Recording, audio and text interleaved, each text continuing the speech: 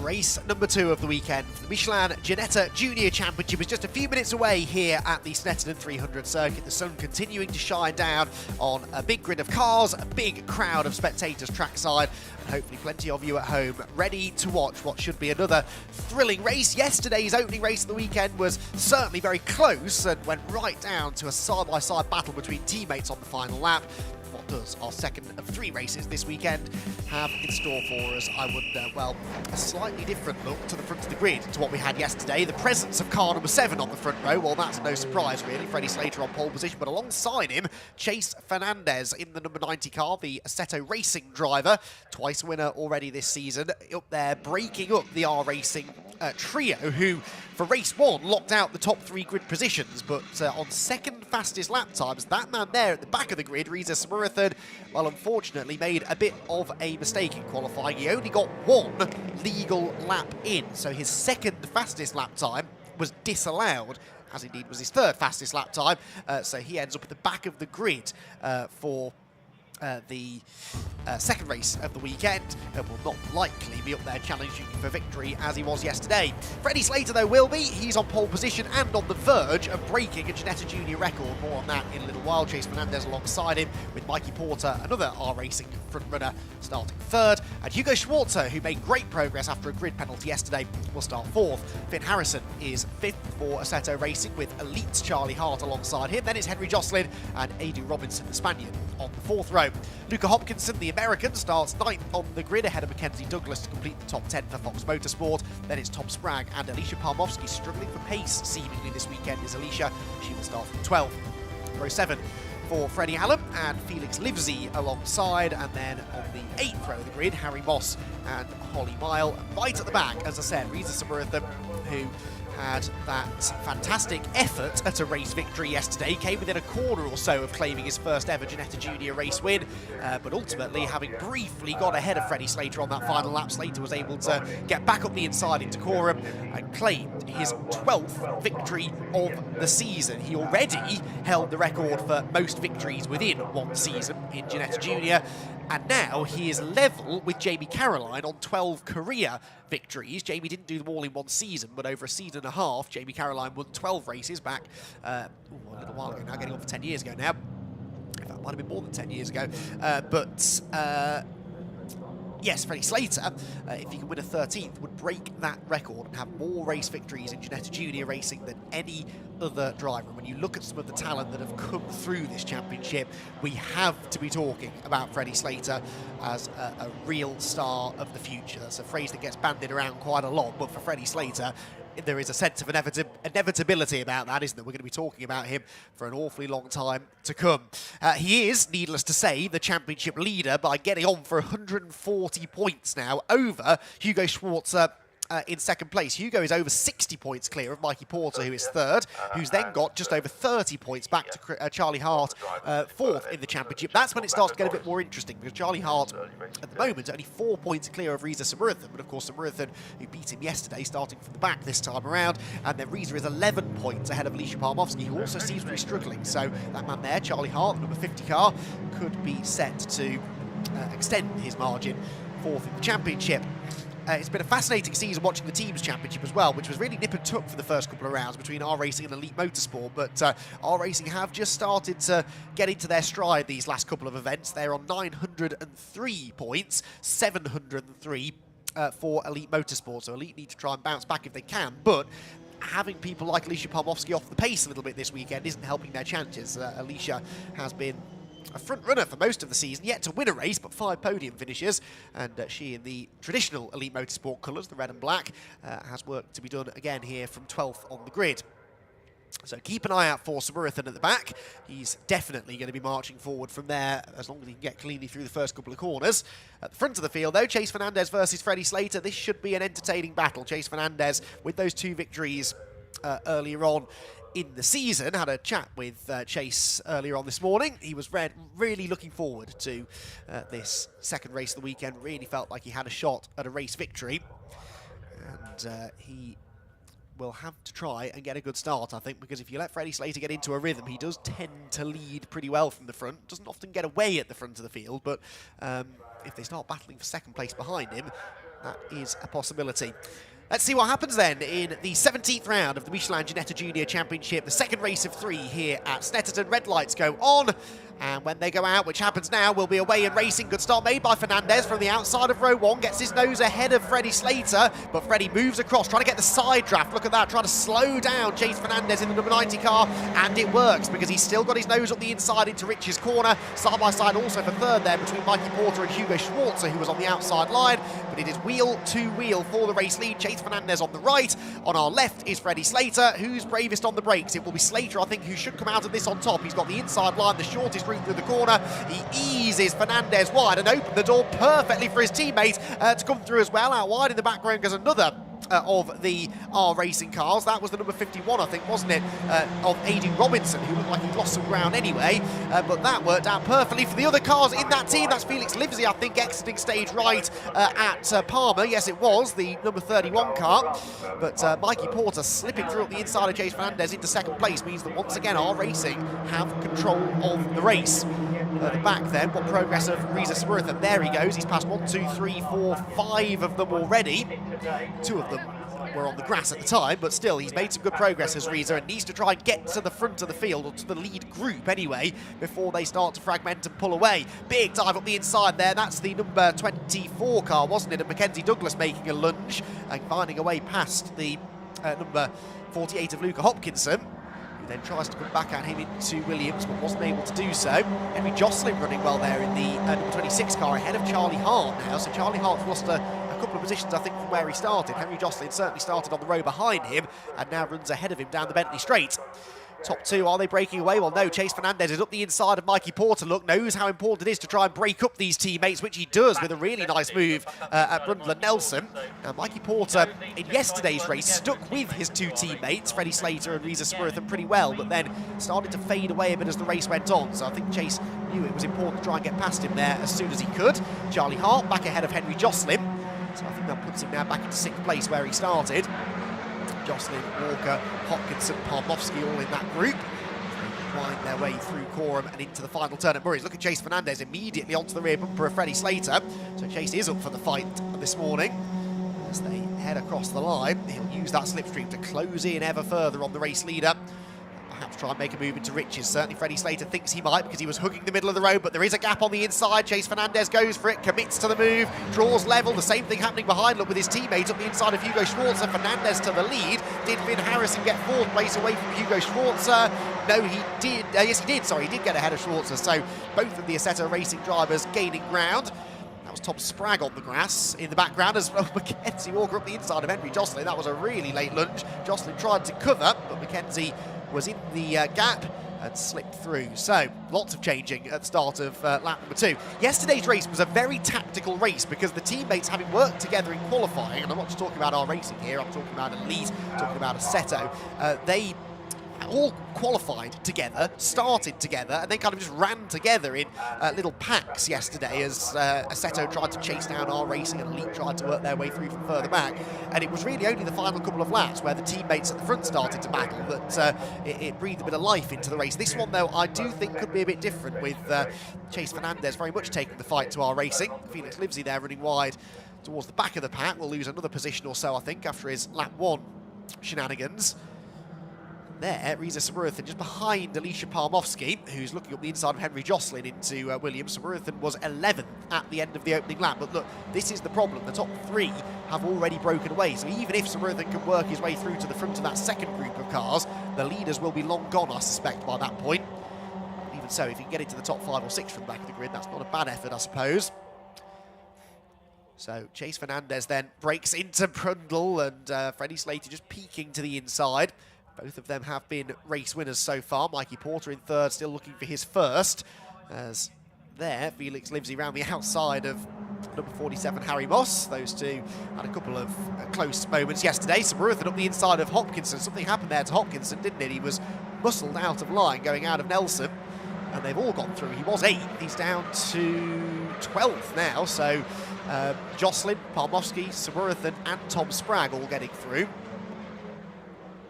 Trio, though, couldn't be much closer as they come out of Murray's corner. Now, are we going to see Freddie Slater recreate the move that Chase Fernandez made against him a lap ago? Chase will surely see it coming and defend the inside line if he feels that the attack is there, but actually Freddie Slater content to follow him for now. And this is the racecraft that I've been talking about all season long with Freddie Slater. Yes, he's quick, no doubt about that, and he's got the ability to qualify at the front and lead the race, but he doesn't often win by a massive margin, and that's because his racecraft is so good. He just seems to be able to get to the front when it matters, or stay at the front when it matters. He can win from the front, he can win from second, he can win from even further back, as we saw at Silverstone last time. But as soon as we get into the final few laps of the race, you can count on Freddie Slater being in the conversation. Just bides his time, waits for the race to come to him, although I think Fernandez had a bit of a mistake maybe there coming out of Palmer. And so down into Agostini, Fernandez was briefly defending from Freddie Slater, but Slater thought better of it. Again, early in the race yet, 14.25 minutes to go. Through Hamilton into Oggies and possible overtaking opportunity. Now, it's very early in the race to be being warned about track limits, but that's what's happening to Henry Joslin. He's been given a black and white warning flag already. They've only completed 2 laps of the race. Mikey Porter, by the way, set the fastest lap that time around, a 2:21.06. Compares to a 2:20.4 yesterday, though, so we know that they can go quicker than that. Although we've seen in a couple of the races so far today, the pace hasn't been quite as hot today. Ironically, maybe because the temperature is a bit warmer than it was at this point yesterday, although I find that hard to believe. It was a fairly toasty Saturday here at Snetterton. There you go, then the leaders, still number 90. Then down through Brundle and Nelson. There is the 4th place battle. Finn Harrison, Hugo Schwarzer, Charlie Hart, Mackenzie Douglas, Henry Joslin, Alicia Palmowski, Riza Samurathan's in the top 10 now as well. So a top 5 is on here for Samurathan, I think. If he can march his way through this group, you can see him just approaching the back of this train of cars now. So, not bad from the back of the grid if he can make it into the top half dozen or so. He'll be assisted, perhaps, if we start getting some battling up front. We've got 2 elite teammates here queuing up behind the Assetto racing car of Finn Harrison. And are they going to maybe work together to try to find a way past the 38? Well, Hart needs to stay with Schwarzer, if that's going to happen. Just drop back a car length or so from his teammate as they came down the straight. Schwarzer jinks to the inside. The Ken thinks better of it, though. And Finn Harrison had it covered, I think, on that occasion. Michelin tyres as they slide their way out of riches. Now Schwarzer surely with the dive. No, or again, not quite close enough or not late enough on the brakes, one or the other. So Harrison stays in 4th for now. His teammate Chase Fernandez continues to lead the race, turning through Palmer's. Typical Ginetta Junior action here, where the slipstream keeps the cars together in these big groups. Always a highlight of any race meeting. We're very happy to have the Ginetta Junior Championship on the British GT package this year. We've seen some really top quality racing all season long, and this one I think is going to produce more of that as we go further in. Alicia Palmowski in the background, I think I saw nipping up the inside of Henry Joslin. Yes, she was. Side by side still on the exit of Agostini towards Hamilton, inside line for Palmowski, and she should go through, although Joslin's going to hang it tough around the outside and gets shown the edge of the road for his troubles, bounces back on the track, stays ahead, then Palmowski lunges to the inside and Oggies, that's a bit awkward, and Riza Samurathan could be the beneficiary here. He's got a better exit out of the corner, he's up the inside of Palmowski, who I think almost still had an overlap on Joslin there, so great racecraft from Riza Samurathan, who put his car in the perfect place there. Read the situation nicely in front of him, realised what was going to happen, and saw his chance to gain a place.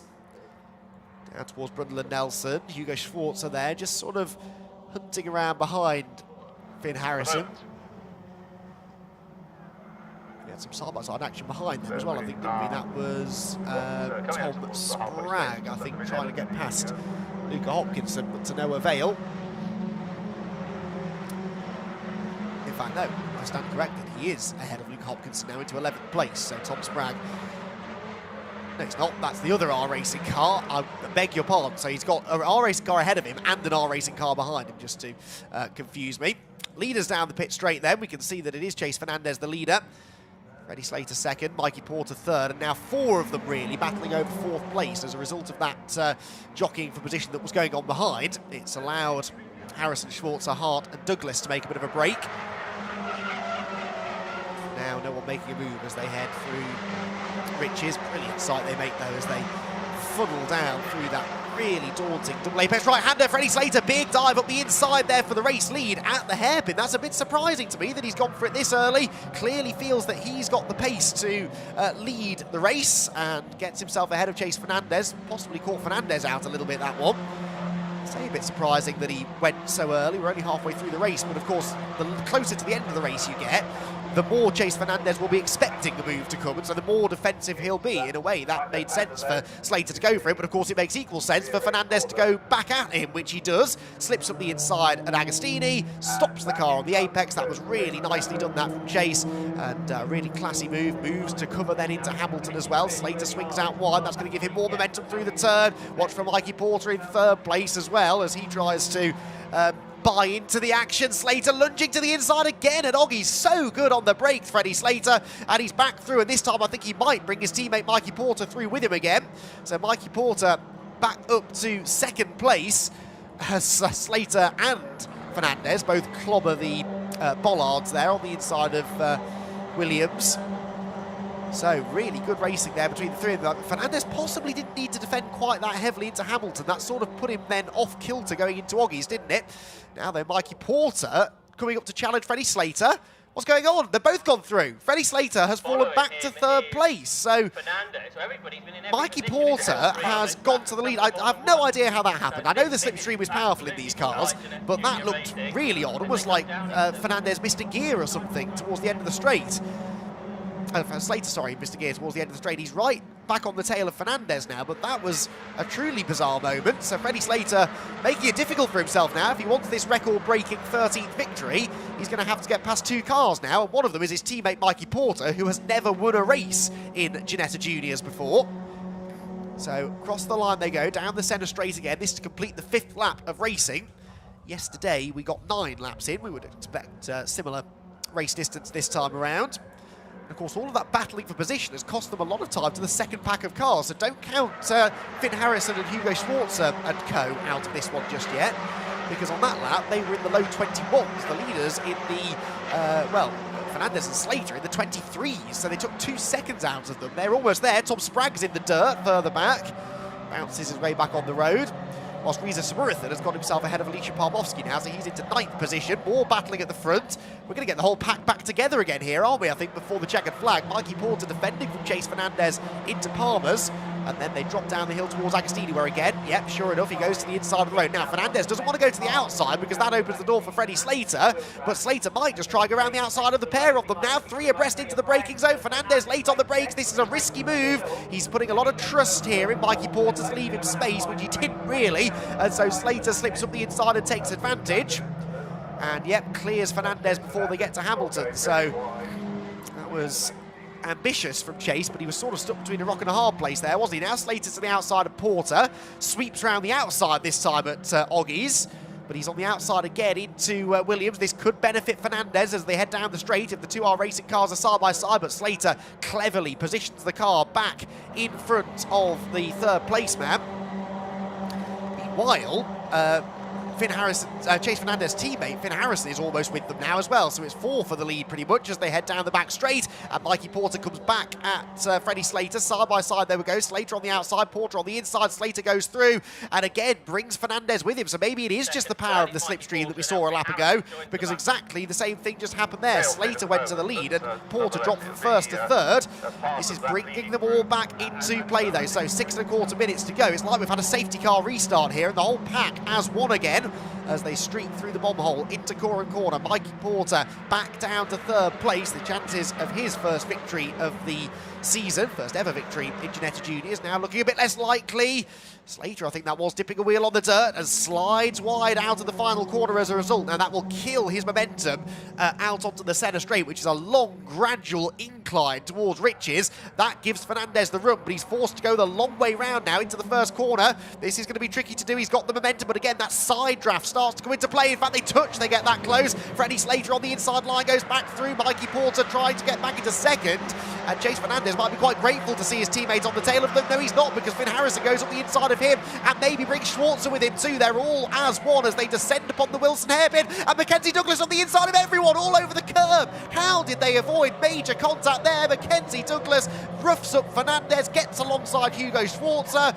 It's all kicking off in the background as well. Palmovsky and Hopkinson, that was going grass tracking. This is terrific Ginetta Junior racing. Yesterday's race was a touch on the processional side by junior standards. This one, though, is much more like it. It is Freddie Slater, though, time and time again, he comes out of these situations with the race lead. When everything seems to be kicking off around him, he has a habit of getting to the front at the right time. With just under a quarter of the race to go, he hits the race lead again with Mikey Porter second, Finn Harrison third, Hugo Schwarzer fourth, and poor old Chase Fernandez off the podium altogether now in fifth. And somehow it's our racing 1-2 again, so there's a good chance that Slater and Porter might be able to work together to pull away, although we haven't seen a lot of working together from those two thus far. Out onto the Bentley straight again, everyone just catching their breath for a second, but now that slipstream starts to take effect again. Bunches them back together, but Finn Harrison needs to get a move on here. He sees those top two pulling away. They are working together now. Look, maybe even a bit of bump drafting going on down the straight, whilst Harrison's having to defend from Hugo Schwarzer behind him. In the background there, look, Alicia Palmovsky and Riza Samurathan going side by side again for ninth. I think Palmovsky might get back through as the 26 of Henry Jocelyn gets up the inside of Mackenzie Douglas ahead of them. Palmovsky does get ahead of Samurathan and brings with her Adu Robinson in the 51 car. They're all really tripping over each other, this group, and so Riza Samurathan's progress through the field has been limited in the second half of the race. He's back on the inside now. Wherever you go, there are our racing cars seemingly tied together by a piece of rope, just working together, picking their way through the field or hanging on at the front of the field. And there is strength in numbers, I suppose, isn't there, for our racing, with 1, 2, 3, 4, 5 cars on the grid. Has been 6 earlier on in the season. So through Riches, 3 minutes 10 to go, means 2 more laps of racing. The lead gap 3:10, it's then a further second now back to Finn Harrison in third. You see, I don't think Finn is as quick as his teammate Chase Fernandez had been. But Fernandez is sort of languishing in the middle of the pack, although he's trying to do something about that. Now goes to the outside of Hugo Schwarzer, who's having absolutely none of it. And so Charlie Hart nips up the inside and takes another place away from Chase Fernandez, whose race really has started to fall apart in the closing stages. So are we now looking then at a 2-horse race out front, and how aggressive is Mikey Porter willing to be with his teammate to try and claim his first victory? The inside there goes Henry Jocelyn. That's Felix Livesey off the road, not for the first time, this time at Riches. Bounces back on. Tail end of the field though, he was a good second behind the 2 cars ahead of him as well at the line, so I think that might have been self-inflicted. Wide goes Finn Harrison. Charlie Hart now up behind his teammate Hugo Schwarzer. If that hadn't been his teammate, I think he might have committed to that gap, but discretion the better part of valour. Mackenzie Douglas up the inside of Henry Jocelyn there, that's for 7th position. Ahead for Williams and goes through as well. Mackenzie Douglas has not been bashful about throwing it up the inside in this race, has he? A couple of really big lunges down at the hairpin. Had a nice clean move, better exit from Oggies. And he slipped through down into Williams' corner. So leaders then heading towards the end of the penultimate lap of the race. Oh, contact there between Douglas and Jocelyn in the braking zone. That's not a nice place to be trading paint. Yeah, leaders about to start the final lap then. This is where we're going to see the decisive moment, I think. Yesterday, of course, Freddie Slater had another of his teammates, Riza Samurathan, on his tail at this stage. Riza waited until the back straight, made his move to the outside, looked like he'd got the lead, but then ran wide out of the bomb hole and Slater got back past him. Now, has Mikey Porter learnt from that? He had a grandstand view of all of that yesterday. Has he got a better plan to try and beat Freddie Slater for the victory? The slipstream is going to be key. He's got to get back to Freddie Slater first. Dropping away, actually, as they came out of Murray's that time. And across the line they go then. One more lap, 2.9 miles of racing still to go. And Charlie Hart there busily defending 5th position from Chase Fernandez. Chase can't get a top 5 out of this race. That will be really disappointing after the strong pace that he showed in the early stages. Charlie Hart's going to try and make that as difficult as possible. Covers the inside line. There's no gap on the inside for Chase Fernandez to go for. Gets boxed in. And Mackenzie Douglas and Henry Jocelyn remind him that they're still there behind as well. Indeed, those two go side by side briefly, but Douglas stays ahead in 7th spot. And to Palmer's they go. Now, the lead gap was half a second at the line. I think it's come down fractionally because of the slipstream down the pit straight. And at the end of sector 1, yes, down by 2/10 again. Car 26, by the way, Henry Jocelyn being given a track limits penalty. So he's at the back of this little queue of cars. That's going to drop him pretty much to the very back of the field altogether, whilst Luca Hopkinson just set the fastest lap of the race, a 2:20.681. Well down the order, but getting a massive slipstream from the pack of cars ahead. Freddie Slater, I think, might just have enough to do this, though. Mikey Porter not really able to get close enough through the middle sector, and that means that although the tow will bring him back onto Slater's tail down the back straight, I don't think it's going to be able to get him alongside. See, but Freddie Slater looks as though he might have done enough then to claim that 13th victory, record-breaking 13th victory of the season. Let's see how close Mikey Porter can get, though. The tow starts to bring him closer and closer and closer, but it's not close enough. You see, he gets within a car length or so, but that's not good enough. Finn Harrison now looking pretty secure in 3rd place. Whilst behind, Charlie Hart continues to defend here from Chase Fernandez, who goes around the outside. He's not going to lose another place, is he? Almost. Mackenzie Douglas saw an opportunity there to get up the inside, but decided, or didn't quite have the momentum, I think, off the corner ultimately to make it stick. Well, there's one more corner to go, and barring a mistake, I think Freddie Slater should be good for the victory here. It's not quite going to be a first victory of the season for his teammate Mikey Porter. For the 2nd race in a row, in fact, he's going to deny a teammate of his a maiden career victory. But for Freddie Slater, it is a record-breaking 13th win in the Michelin Ginetta Junior Championship. He has done it with nearly half the season still to go. Fantastic stuff from Freddie Slater. Mikey Porter 2nd, 3rd Finn Harrison, 4th Hugo Schwarzer, and then a swarm of them to the line. Charlie Hart there just keeping Chase Fernandez at bay for 5th. Then Mackenzie Douglas, Reza Samurthan, Alicia Palmovsky and Luca Hopkinson to complete the top 10. That time penalty, in fact, Felix Livesey was also given a time penalty, it seems. He was at the back anyway, but Henry Jocelyn's time penalty drops him down to 13th place by the flag. But what more can we say about Freddie Slater? 13 wins, all of them in a single season as well. I know we've said this in the past about Jamie Caroline, but I really don't see that being beaten. That is an incredible feat. They do have quite a lot of races over the course of a season, 27. That's actually 3 fewer than they've traditionally had, though, so it makes it all the more impressive, really, that Freddie's been able to do this in 1 year. So Slater the winner, and it's another R Racing 1-2, this time with Mikey Porter following him home. Finn Harrison is the Assetto Racing car on the podium, and that didn't necessarily look like being the case until about halfway through. Then it was Hugo Schwarzer and Charlie Hart, with Chase Fernandez disappointed, I'm sure, with 6th. Mackenzie Douglas 7th, Reza Samurthan 8th, Alicia Palmovsky 9th, and Luca Hopkinson in 10th place. Then it was Aidan Robinson and Tom Spragg. Henry Jocelyn's 5-second penalty drops him to 13th, whilst Freddie Allen was 14th, Holly Mile 15th, Felix Livesey 16th, and Harry Moss in 17th. Well, another thrilling round of the Michelin Ginetta Junior Championship saw Chase Fernandez go toe-to-toe with Freddie Slater on the run to the first corner. He got the better start, did Chase, on the outside line, but Freddie Slater knows a trick or two, was able to stay with him through the first corner, and the pair of them ran side by side for not the last time in that race. Further back, there was the usual action through the first corner, but everyone kept it clean, with Reza Samurthan in particular making good early progress, having started at the very back.